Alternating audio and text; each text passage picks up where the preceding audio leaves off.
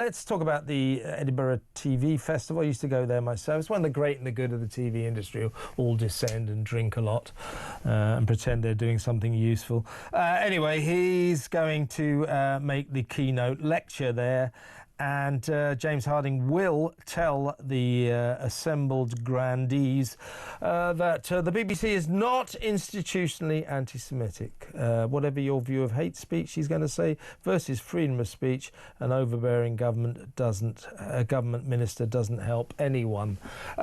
He's talking about Lisa Nandy there. Let's talk to a Jewish journalist. It is relevant to say that. Jewish journalist and broadcaster Jonathan Sacerdoti. Welcome, Jonathan.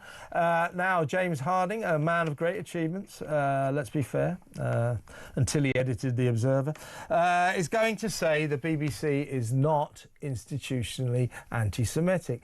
I mean, to a certain extent, I would go along with that. I don't think it's institutionally anti-Semitic, but to say that is to throw a veil over the serious problem our state broadcaster has in its newsroom. I would say its newsroom is anti-Semitic. Its coverage of the Gaza conflict has been disgracefully pro-Palestine and disgracefully anti-Israel. I think there is an anti-Semitism problem at the BBC. Do you agree?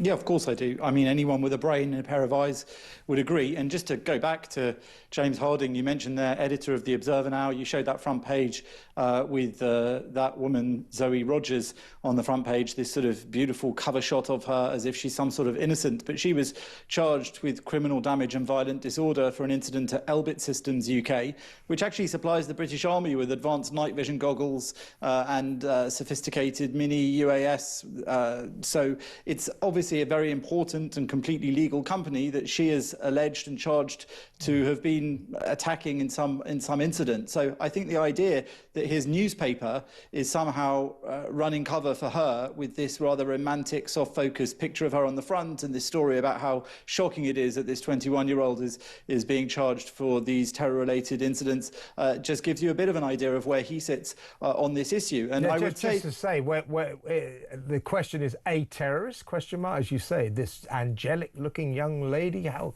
you know, if she's found guilty of those offences, a terrorist, yes, she damn well is. Well, that will be, you know, for the courts to decide. But I suppose the idea is that supporting Palestine Action, if that's what she's done, when it's a proscribed terror organisation, or indeed attacking a legitimate and legal company working in the UK that also provides items which are essential for the British military, might be classified that way. And onto the BBC, yeah. I'll say this, of course it's not surprising that he's standing up for the BBC. As you said, he has a history working there. I don't know the man personally, but I would say that honestly, it's quite preposterous to think that a broadcasting organisation like the BBC, that we all have to pay for through the licence fee, that, you know, has a long, long history of errors, mistakes, lies, calumnies, whatever you want to call them, about Israel, but also about Jews, should in some way be considered just to be absolutely fine on this. I mean, in November 2017, Lord Grade, who was the former BBC chairman himself, said in the House of Lords that the BBC had a problem with Israel. He's now, I think, in charge of Ofcom. He's gone a bit quieter since then, but he's been outspoken many times about that.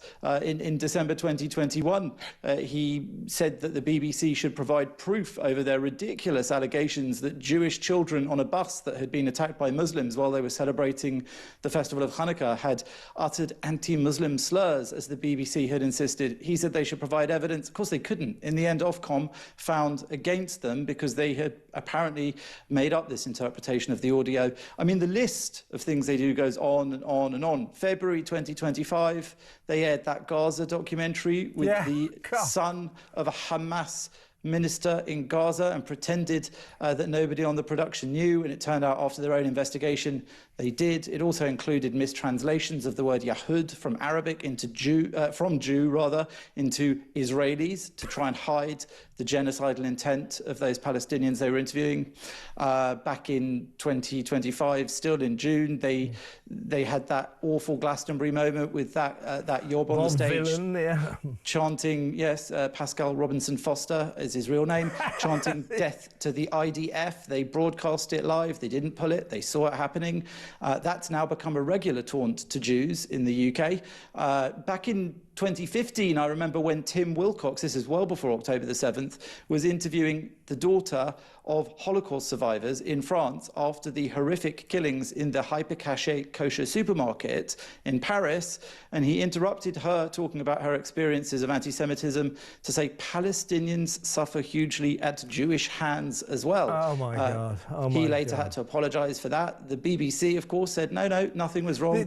He just phrased it badly. The problem here, Jonathan, you and I have discussed this before, is that the BBC cannot conceive of itself being in any way wrong about anything, actually. But the worst kind of biased journalist is a journalist who doesn't realise they're biased. I don't pretend I'm not biased or I'm not impartial, I'm not biased. Everybody knows where I stand on issues.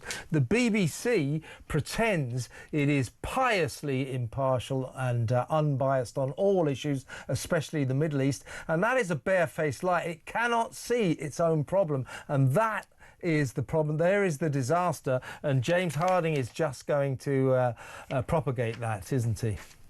I think that's right, and I think, again, the BBC can't see it, even when Jews point it out to them, which I would say might hint at some sort of institutional anti-Jewish feelings, because if you always dismiss the insight of the very minority who in volume tell you that you are getting this wrong, just simply as them being somehow, I don't know, manipulative over your coverage of something because they don't like your position, that in itself is inherently potentially anti-Semitic. And I don't like to throw around the idea that it's anti-Semitic to criticise or critique or analyse the actions of the State of Israel. Absolutely. Per se, of course it isn't. But when you have an absolute obsession, as the BBC seems to, of getting things wrong and then having to apologise for them. So let's face it, when they're forced to apologise, it's clear that they their policy when it comes to Jewish issues is apologise and be damned. Jonathan, good to talk to you.